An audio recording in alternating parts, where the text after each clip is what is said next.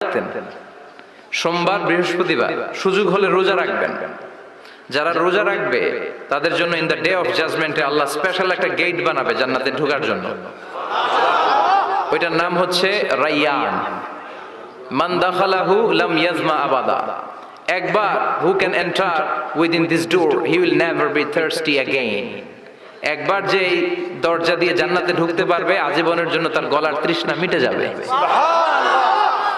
তো এই রাইয়ান দরজা দিয়ে ঢুকতে হলে আমাদেরকে মাঝে মাঝে সুন্নাত নফল রোজা রাখার অভ্যেস করতে হবে। রাজি আছেন তো?